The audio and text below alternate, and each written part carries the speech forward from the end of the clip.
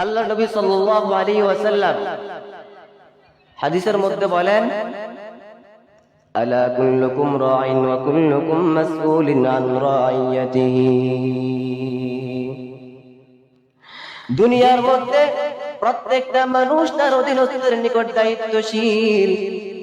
Chairman সাহেব তার এলাকার মানুষের জন্য দায়িত্বশীল, এমপি সাহেব তার এরিয়ার লোকদের জন্য দায়িত্বশীল, ওস্তাদ তার ছাত্রের জন্য দায়িত্বশীল, মাদ্রাসার মুহতামিম তিনি তার মাদ্রাসা সম্পর্কে দায়িত্বশীল, মা তার মেয়ের জন্য দায়িত্বশীল, বাবা তার সন্তানের জন্য দায়িত্বশীল।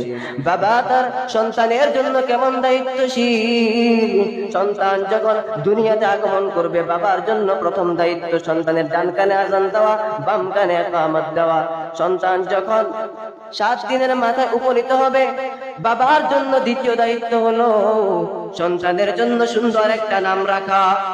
কিন্তু আজকে মুসলমানের ঘরে মুসলমানের সন্তানদের সুন্দর নাম রাখার এই ঐতিহ্যটা দিন দিন বিলীন হয়ে যাচ্ছে। আজকে মুসলমানের সন্তানদের নাম রাখা হয় এমন নাম রাখা হয় যে নামগুলো মুখে নিতে বড় লজ্জা হয়। বলে নাম রাখে কি? বলে নাম রাখা হয় বিলকিস, নাম রাখে নদী, নাম রাখে আকাশ বাতাস। এই আকাশ বাতাস নদী নালা এগুলো ইহুদি খ্রিস্টান বেঈমানদের দেওয়া নাম, অথচ ইহুদি খ্রিস্টান বেঈমানদের দেওয়া নামগুলো মুসলমানের ঘরে আজকে রাখা হইতেছে।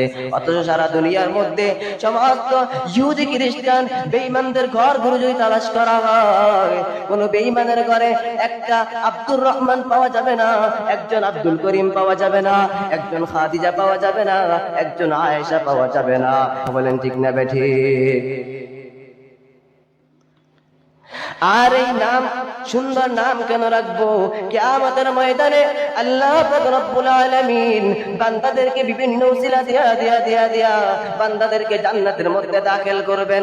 আল্লাহ পাক রব্বুল আলামিন একটা পর্যায়ে বান্দার উসিলা খুঁজতে তালাশ করতে বিভিন্ন উসিলায় যখন বান্দাদেরকে জান্নাতের মধ্যে দাখিল করানো হবে, কিছু বান্দার কোনো উসিলা পাওয়া যাবে না। কোনো উসিলা না পাওয়া যাওয়ার কারণে ওই বান্দার নাম যখন জিজ্ঞেস করা হবে, ওই নামের সৌন্দর্যের কারণে, ইসলামিক নাম হওয়ার কারণে আল্লাহ পাক রব্বুল আলামিন নামের উসিলা করে, নামের বরকতে আল্লাহ পাক রব্বুল আলামিন তাকে জান্নাতের মধ্যে দাখিল করে দিবেন। এই জন্য সুন্দর নাম রাখতে হবে। বাবার জন্য সন্তানের প্রতি দ্বিতীয় দায়িত্ব,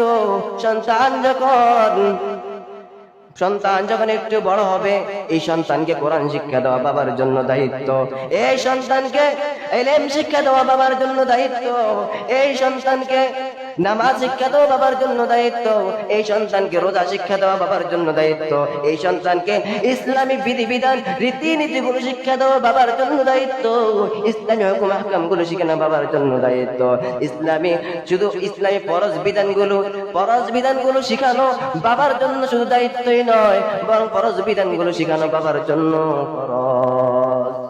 এখন বলবেন এত দায়িত্ব আমি কিভাবে পালন করব? আল্লাহ পাক রব্বুল আলামিন বান্দাদের জন্য কোনো কিছুই কোনো ক্ষেত্রে কঠিন করে নাই। হযরত আলী ইবনে আবু তালেব বলেন, এত দায়িত্ব যদি পালন করতে না পারো, কমপক্ষে 3টা আদব সন্তানকে শিখাইবা, আর এই 3টা আদব শিখানোর কারণে সোজা তুমি জান্নাতে চলে যাবে। এই 3টা আদব, কোন 3টা আদব সন্তানকে শিখাবো? এই শুধুমাত্র 3টা আদব জানার জন্য রাজি আছি না নাই? আল্লাহ পাক রব্বুল আলামিন আমাদেরকে তৌফিক দান করুক। এই 3টা আদব আজকে আমরা জিহনে ধারণ করে নিব।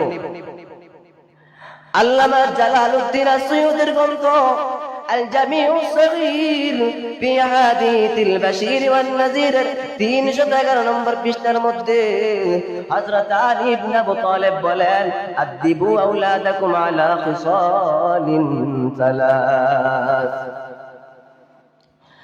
আদিবু আওলাদাকুম আলা খিসালিন সালাস, সন্তানকে কমপক্ষে 3টা আদব শিখাও।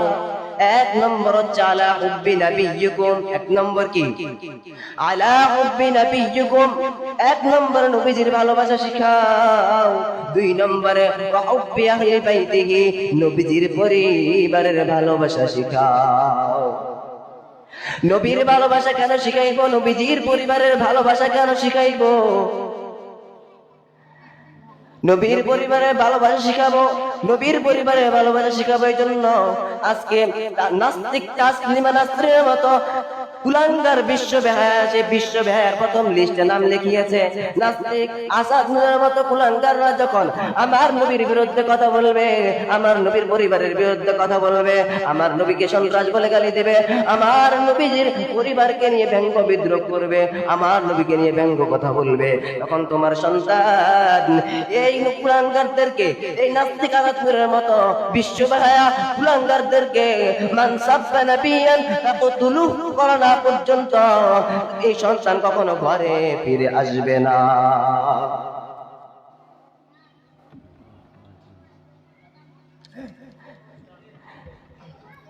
তিন নম্বর আদব হচ্ছে ওয়ালা কিরাআতিল কুরআন, কোরআনের তেলাওয়াত শিখাও।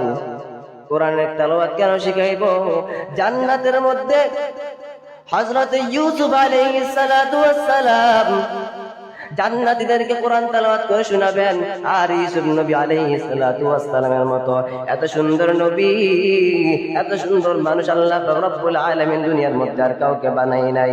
সেই ইউসুফ নবী আলাইহিস সালাতু ওয়াস সালামের মতো এত সুন্দর নবী জান্নাতীদেরকে জান্নাতের মধ্যে কোরআন তেলাওয়াত করে শোনাবেন। এরপর কোরআন তেলাওয়াত করে শোনাবেন হযরত দাউদ আলাইহিস সালাতু ওয়াস সালাম।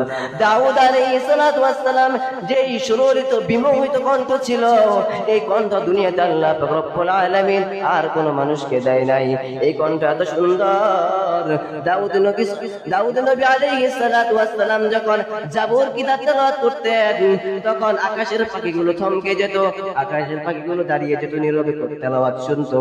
এরপরে যখন জাবুর কিতাব তেলাওয়াত করতেন, নদীর প্রবাহ থেমে যেত, সাগরের সমুদ্রের মাছগুলো কিনারায় চলে আসতো, জঙ্গলার হিংস্র প্রাণীগুলো সবগুলো দাঁড়িয়ে যেত। এরপরে মানুষগুলো সমবেত হয়ে যেত দাউদ নবীর কণ্ঠে জাবুর তেলাওয়াত শোনার জন্য। সেই দাউদ নবী আলাইহিস সালাতু ওয়াস সালাম জান্নাতীদেরকে কোরআন তেলাওয়াত করে শোনাবেন। এরপর তেলাওয়াত করবেন আমাদের নবী সরকার দু আলম জনাবে মুহাম্মদ মুস্তাফা আহমদ মুস্তাফা সাল্লাল্লাহু আলাইহি ওয়াসাল্লাম।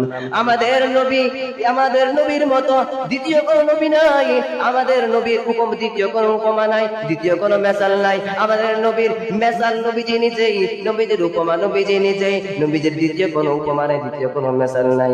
আমাদের নবীর মতো এত শ্রেষ্ঠ নবী আমাদেরকে কোরআন তেলাওয়াত করে শোনাবেন। শুধু এখানেই শেষ নয়, বরং এরপরে আল্লাহ পাক রব্বুল আলামিন, যে আল্লাহ পাক রব্বুল আলামিন যিনি কোরআন নাযিল করেছেন, আল্লাহ পাক রব্বুল আলামিন নিজের কণ্ঠে কোরআন তেলাওয়াত করে জান্নাতীদেরকে বিমোহিত করে দেবে।